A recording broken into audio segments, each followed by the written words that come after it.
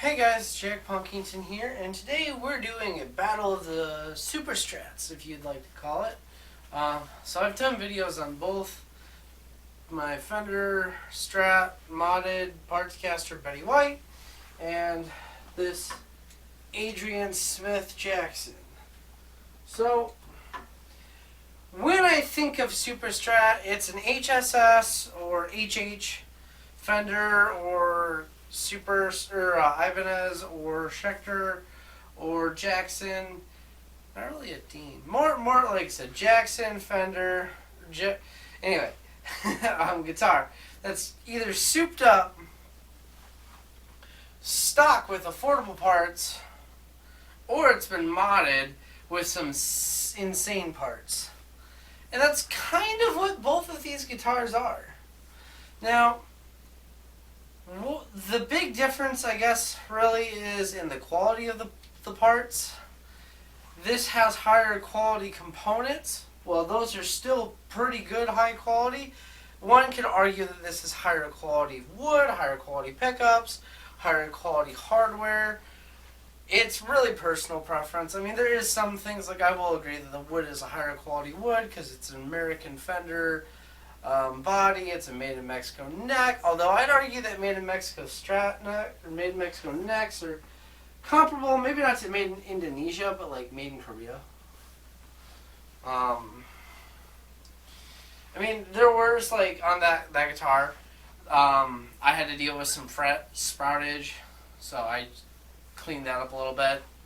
That actually could go for a nice setup and getting the fretboard oiled. But basically here we have guitars that I would argue are similar in value. Yes, this has its battle damage and stuff, but this is still American pickups on an American Fender body with a Mexican neck. And I mean, right there, that alone, that what I'd say is about $400 to $500, and that's, you know, 600 new, 350 to 450 used. Some brand new one, or some mint ones are 500. So comparable prices. And yeah, I mean, they're both similar style guitars. That has a Flitterose. This does not. This has an older body. That has a basswood body.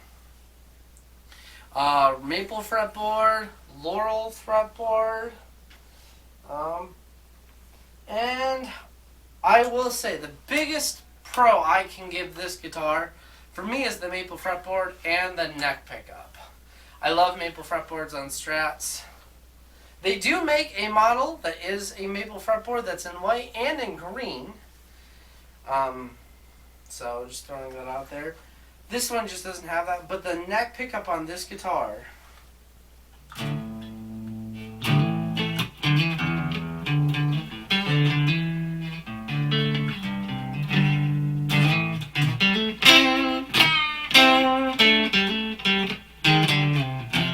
I think is perfect for that Strat. Even adding an overdrive.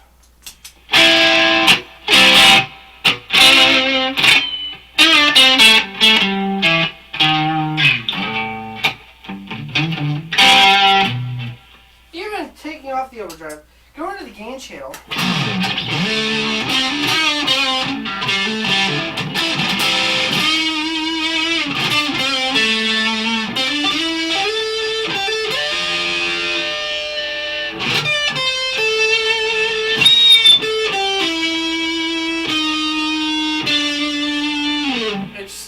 It's got that buttery sound. Adding an overdrive. Just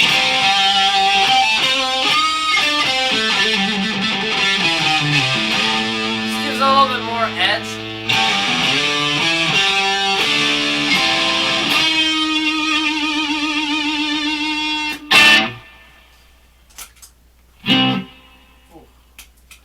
I think it sounds really good. I mean, I think the bridge pickup in this is better too, but that's because I put this in here. I think that Jackson bridge pickup is better stock than the stock Fender that was in here. the stock humbucker. So let me go back to the neck.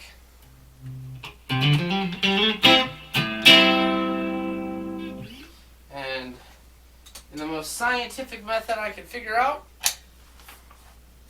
just putting on the clean channel and putting the tuner on, swap over to the Jackson and kind of show you what I mean with the neck pickup. I will say another pro, the input jack, I love it, that's there. Lighter guitar, different, I mean obviously different woods, but definitely lighter, so neck pickup.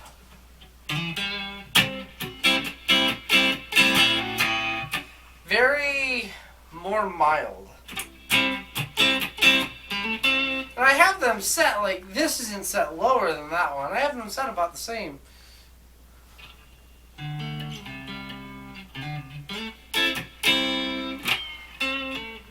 It's just a very soft neck. Even, I can go overdrive.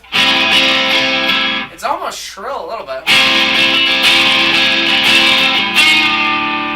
Like I want it, there we go. I turned down the tone on the guitar. It doesn't sound terrible, but it sounds full, I think.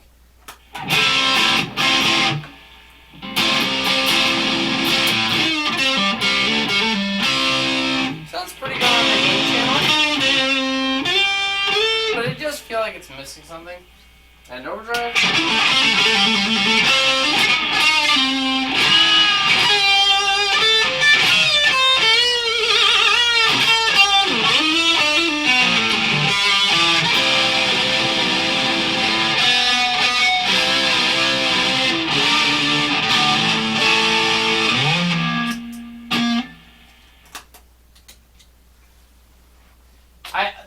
That's really the biggest, I guess, like, complaint I have with that guitar is that neck pickup.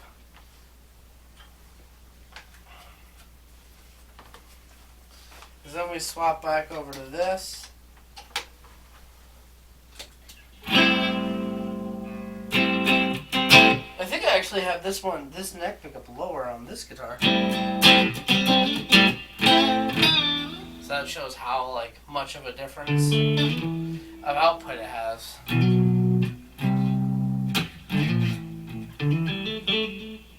Like, if I do keep this guitar, I might swap these pickups. I don't know, we'll see.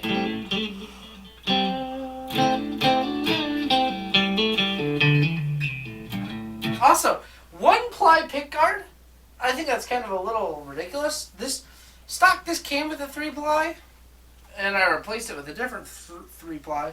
I'm going to do the same with that because I don't like the 1-ply. I think it looks kind of hokey. Now, one thing that guitar has over this guitar, because this doesn't have a Floyd, obviously. Hold on, add an overdrive.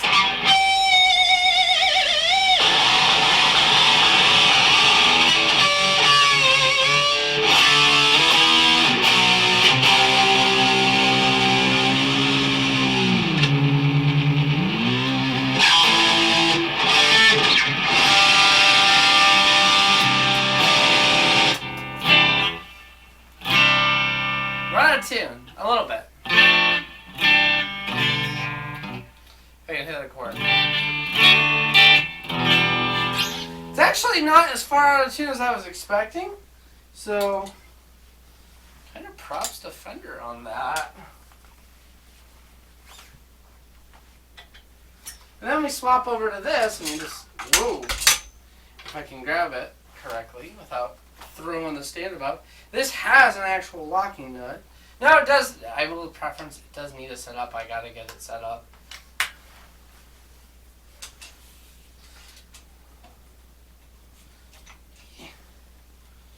My stand is all tangled up. There.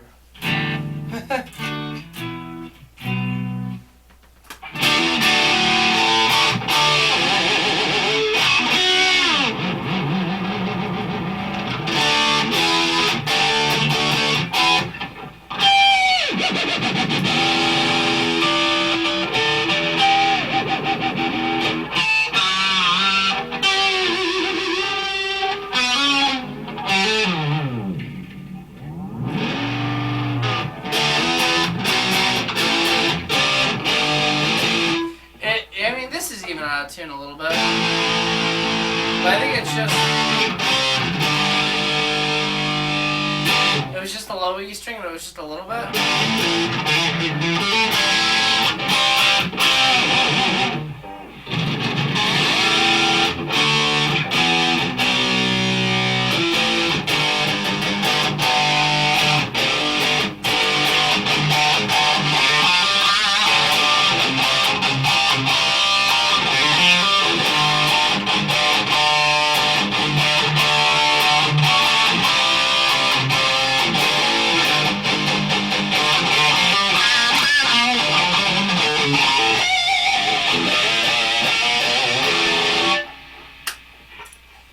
So, I mean, this one stayed in tune longer. And even when it went out of tune, it was very minor on one string that was able to adjust like that. What have we kind of come to a conclusion? Not really anything.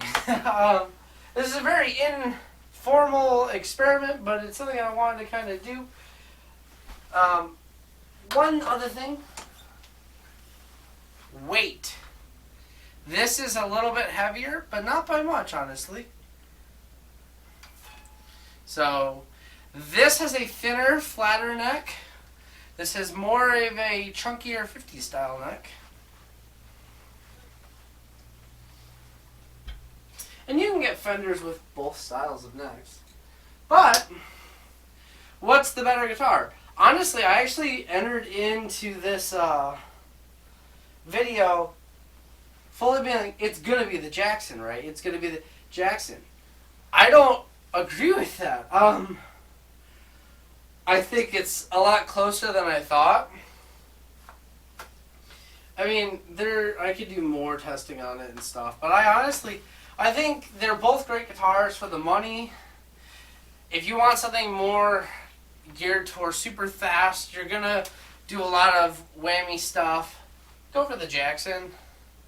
If you want something that's not going to be used and abused as much with the whammy, go with the Fender. That's really the biggest difference for me, and it's not much, so. That really kind of shows like a parts caster that's made out of American and Mexican parts versus an Indonesian-made guitar that still sounds killer. I mean, they're both owned by the same company anyway, but... Anyway, guys, I really appreciate you checking out this video. I hope you have a great day. Jack Punkington signing out. Peace!